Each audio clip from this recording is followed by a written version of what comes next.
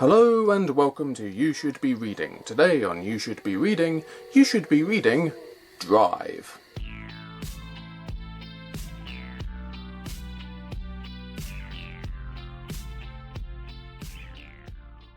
Just before we begin, I'd like to take a moment to apologise on behalf of my hair, because as you see, in its goblet of fire phase that it's in at the moment, it is pretty much entirely untamable, which is extremely annoying, but it's just the way it is.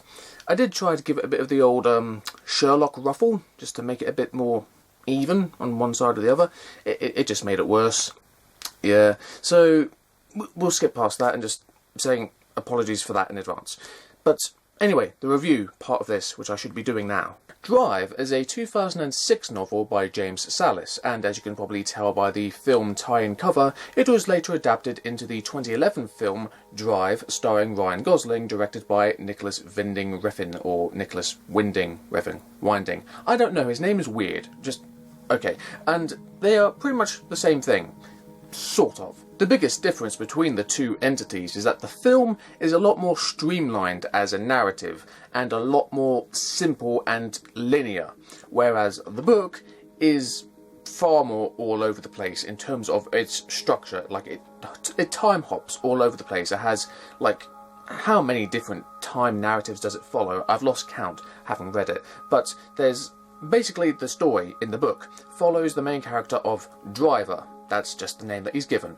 And he's a stunt driver for Hollywood movies living in LA, but he also, on the side, works as a getaway driver for people committing crimes. And he just drives. He has nothing more else to do with it. And that's his main thing. And he does all this.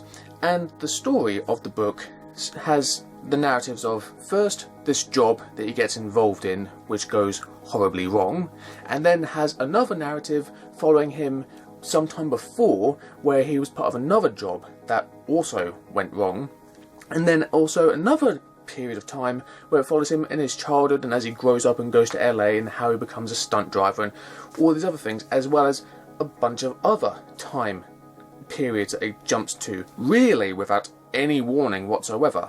Now this wouldn't be too much of a problem, except for the fact that the book's main stylistic thing is that the writing of it is very, very sparse, very bare bones, very meat and potatoes kind of thing. I do realise I'm saying the word thing a lot, I do apologise, it's just my thing. Yeah. And also every chapter is just like chapter 1, chapter 2, chapter 3 and so on and so forth throughout the book. So you don't get any like things, like differences in the text between one chapter and another to tell you that's gone from one time period to another one. It's just you have to really pay attention to the text itself and follow the clues that's giving you as to which timeline you're now following from one chapter to another.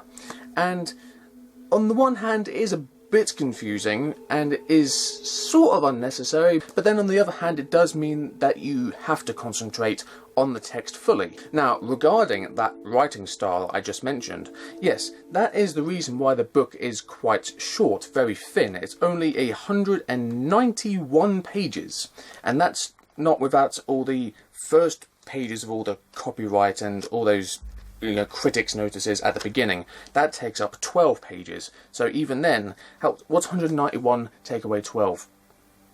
Thank you, annotation. That's very helpful of you. And it's because of that writing style where not a word is wasted, well, almost not a word, we'll get to that, that the book is just so fast-paced, just going like that, so rat-a-tat-a-tat, just all the time. And that makes it very exciting to read. And you also have to keep up with that, because it just moves very fast. Luckily, his writing style, James Sallis, is he can create characters that you're only meeting for like a couple of chapters, and he can create them very economically, and you feel like you know them well enough that you feel some kind of attachment to them, even though they may only appear very briefly, and he only paints them in the broadest of strokes. But it is enough. It's all very noirish, it's all very retro. So in many ways, Drive is like a Cormac McCarthy novel, but with better punctuation. The story itself is quite interesting enough. I mean, it's nothing you've never read before or seen before in anything, but that's kind of the point of it, that it is a crime thriller and it is very retro and noirish, and it does everything that you've seen before, but it does it in a slightly new way, and it moves at such a fast pace that it sweeps you along with it. And it's the style of the thing that keeps you going with it and takes away the familiarity, the almost over familiarity of the whole thing. And the whole time jumping thing, maybe a bit unnecessary, but it does add an interesting new bent to it. And in a way, I do kind of prefer the film because it streamlines even further things that the book is already trying to streamline enough. I mean, in the film, Ryan Gosling, he's playing the driver, and does he speak that much? No, not at all. And do you know anything about his character? No, not a thing. And in the book, you get tons more information, even though in book terms, it's still not that much information, but it is a hell of a lot more than you get in the film. Like, you get his backstory as a child and his parents and how he came to be in LA, and in only like 31 pages, 4 chapters worth of the book, you get more dialogue from the driver than you do in the entirety of the film. So that's a very big difference to them. But I think that the film does do what the book was trying to set out to do much cleaner and in a much more focused manner. But that doesn't mean that I don't think that the book itself is very good. I think that they are two different entities, but they both come from the same kind of place, and they both are striving for the same sort of thing. And overall, I do recommend the book, yes. But there are some considerable flaws to take into account when going into the reading of the book that I do need to address with you right now. So, those flaws are, for one thing, there's this really weird recurring thing in the book where James Sallis, he lists things that people are eating in the book all the time. He just, endless paragraphs of people just, the things that they're eating, just lists and lists and lists of them, and it's very peculiar. I mean, imagine if you had a drinking game dedicated to the Book of Drive, and you were to take a shot every time there's some kind of listing of foodstuffs in the book. For example, the bun was soggy with grease from the burger, fries crisp on the outside and meaty beneath, coleslaw creamy and sweet. Short, chips and salsa, a blistering caldo, green enchiladas. Short, steak and eggs, roast beef, meatloaf, fried chicken, chicken fried steak, great American road food. Short, cold cuts, various cheeses, fruit, pizza, canapes, bite-sized hot dogs in barbecue sauce, donuts and sweet rolls in Danish, sandwiches, boiled eggs, chips, salsa, onion dip, granola, juices, and bottled water, coffee, tea, milk, energy drinks, cookies, cakes. I mean, for God's sake, I want to read a book, not a menu. And this brings me on to my second and biggest problem with the book. It's female characters, or rather, lack thereof. Don't get me wrong, granted, there are female characters in the book.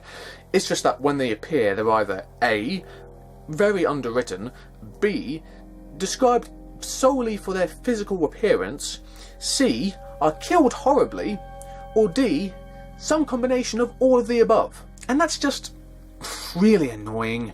I mean, I know that the book, like I've already said, is supposed to be noirish and retro and all that, but that aspect of the book, that's far too retrograde for me. I don't like that it has to have that misogynistic element to it. There's even that fridging cliche of a female character getting killed off so the main male character has something to feel sad about. And come on, have we not already flogged that dead horse to a pulp by now? That's just, as a narrative thing, that's just so old and so insulting. But it's just a thing that happens all the time. Even Christopher Nolan is guilty of doing it multiple times in his films. No matter how much I may love his films, he is guilty of that thing. So, you know, it's omnipresent throughout many types of media. And, yeah. But not to go into that big argument of that whole thing, we're just sticking with the review. Basically, Drive is a very good book, and I do recommend it, regardless of those flaws that I have mentioned. I don't have a rating system yet, still. But one day I might think of one. And, yeah. Anyway, thank you for watching You Should Be Reading, and until next time, bye-bye.